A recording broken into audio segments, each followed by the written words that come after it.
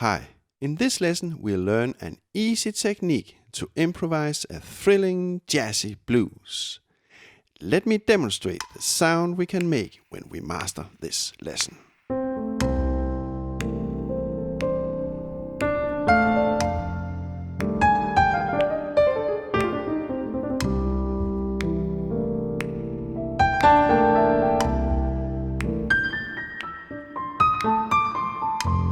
The trick is that we use only 3 little licks or motifs to build up this solo. I'll show you the motifs and how to play them very soon. This is a new jazz lesson, by the way, and my name is Oliver Prehn.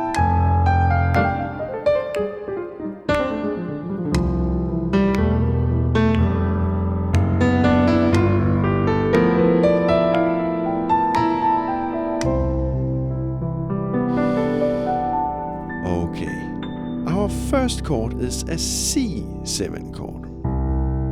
Let's go down a minor third interval from the C note and place our thumb on the A note. And let's play this little stepwise motif. We can also place our thumb a major third above the key note of our C chord, the E note. And we can play the exact same motif.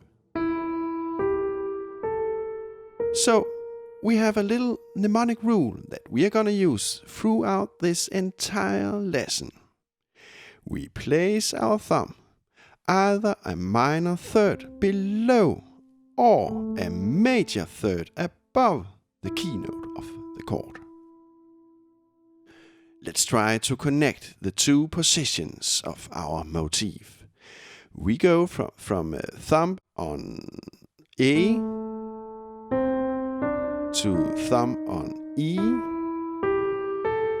thumb on A once more, thumb on E, and so on. So now we can play up the register like this. Or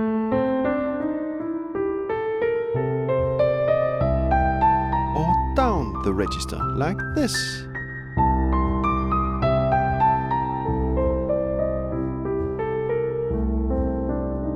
Now let's move on to the F7 chord. So where to place our thumb? Yes, a minor third below the D note, or a major third above the A note. At both positions we can play our motif. So now we can once more play up the register.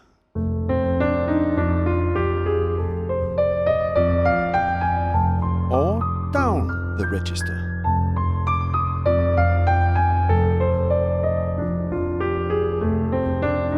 At some point we hit the G7 chord.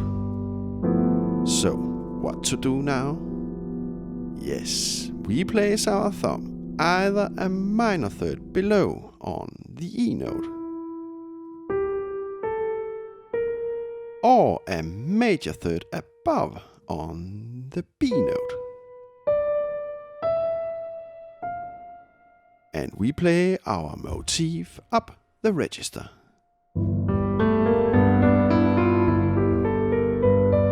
Or down the register.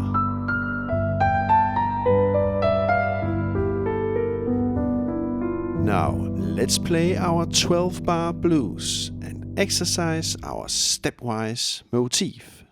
1, 2, 3, 4.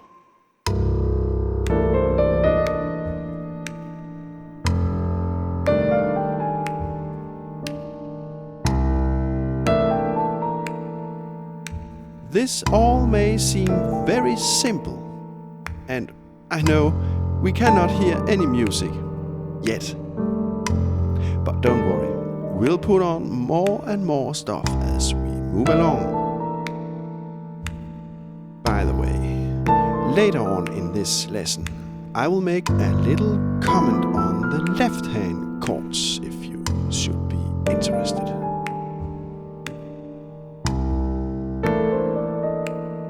Now, try to connect some of the positions of our motif.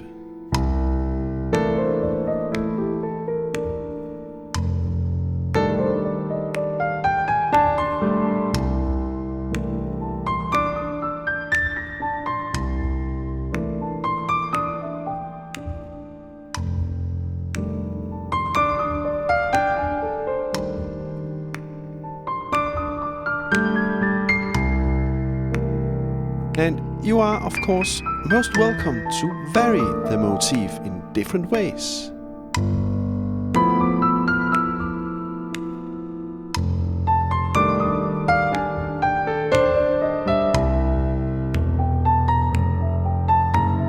Experiment and play around with the motif.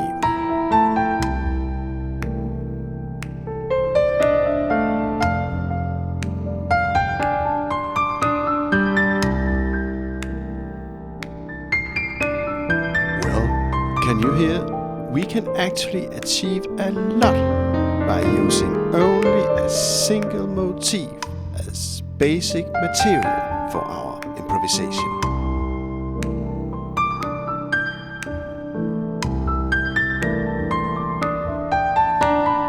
But we are not done yet. Not at all.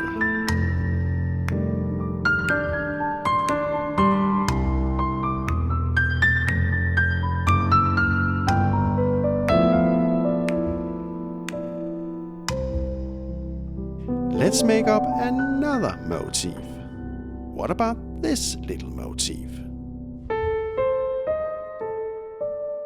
Now, look, we place our fingers in the exact same way as we did with the previous stepwise motif. And we can place our thumb either a minor third below the chord keynote or a major third above, just as we did before. But this motif is completely different. Instead of going stepwise, we sort of jump around between the notes. It's, of course, totally on purpose that I made the two motifs differ so much. In this way, we can to a greater extent vary our improvisation. I'll show you later on. We can, of course, play our new motif up the register.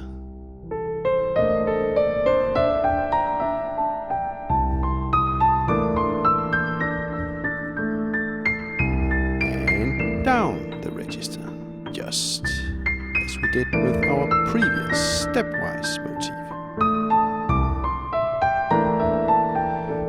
Let's play our 12-bar blues and exercise our new jumping around motif. 1, 2, 3, 4.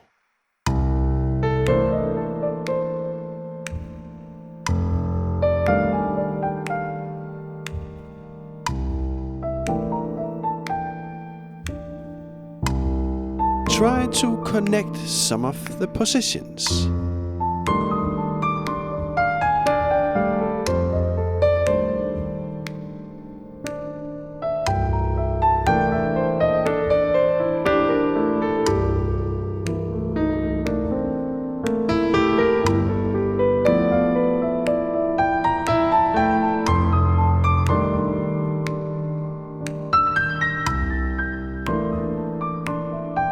When you are ready, try to vary the motif in different ways.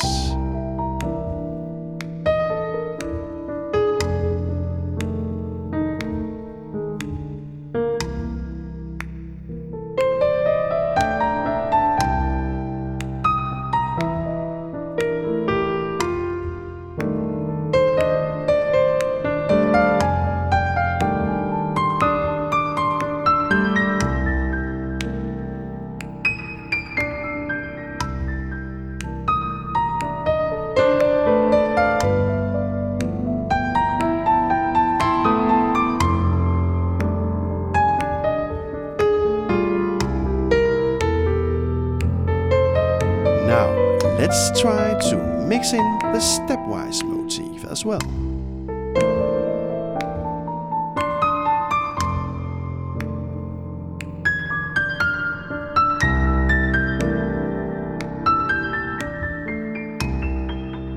So sometimes we play the stepwise motif.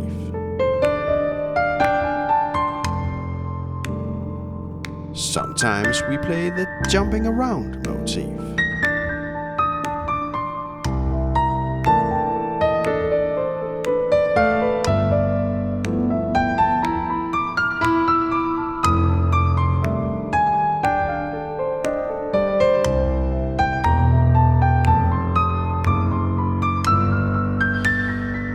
Okay, but we are not done yet. Not at all. I think we still need to add some more variation to our blues. So, let's invent a brand new motif that is very dissimilar to the other two motifs. So, now we want to create a motif that is extremely simple. Let's do this little motif. We use only 2 notes, 2 fingers, our thumb and index finger. It's a little arch motif going down and up again, like an arch.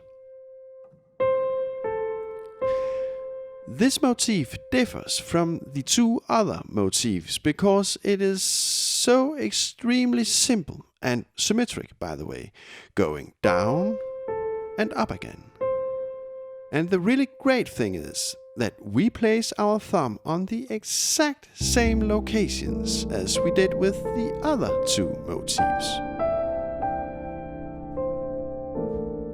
So let's play our 12-bar blues.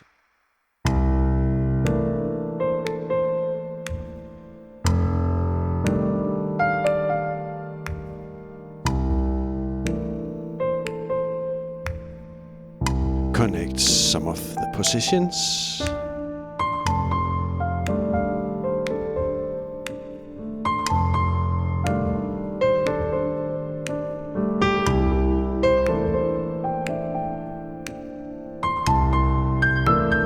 And make variations.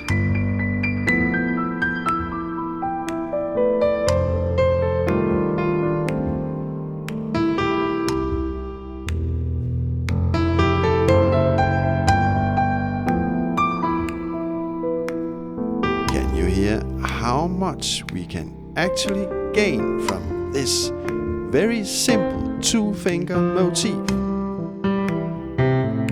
Music does not have to be complicated. Not at all.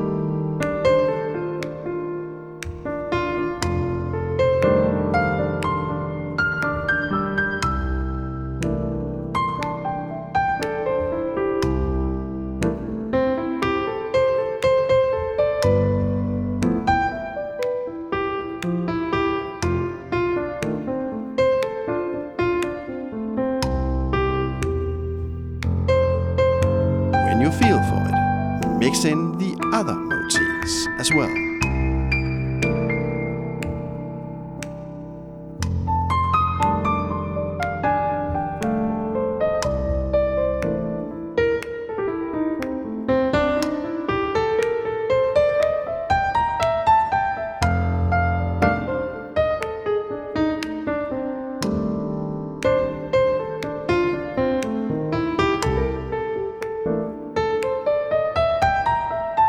When you are familiar with the 3 motifs and you have done all the exercises in this lesson thoroughly, try to loosen up a little. You don't have to play the motifs accurately.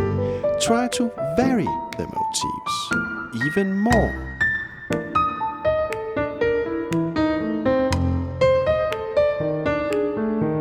And don't be afraid to do errors.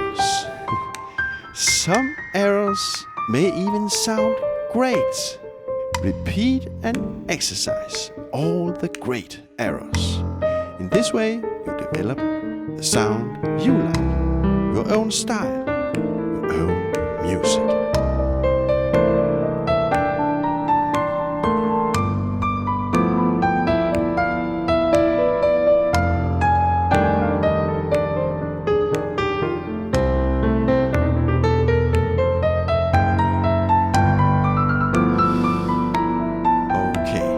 In a previous lesson, we do a lot more exercises with our 3 little motifs. We derive the motifs from a specific jazz phrase, and we use the motifs to play in a more modal context, playing along with a backing track. I'll paste a link to that lesson below. And maybe you have been wondering, what's going on in the left hand? The first chord is actually a C, 7, 9, 13 chord. And then we have an F, 7, 9, 13 chord. And we have the G, 7, 9, 13 chord. These chords are made by the same standard left-hand grip, by the way.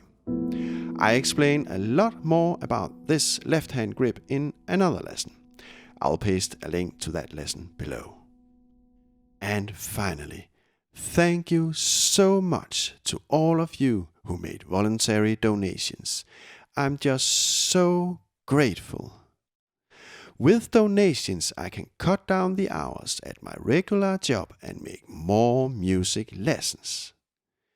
You are, of course, so much welcome to make a voluntary donation. Just don't feel obligated to donate anything. You know, all my lessons are free and for everybody, money or no money.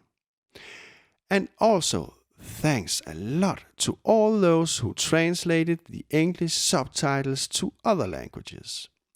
These translations surely help a lot of people who don't speak English very well. And also, a big thanks for all the likes and all the very nice and lovely comments you write below my videos. These comments are really so encouraging to me. I surely love you all. The best and warm regards from Oliver Prehn.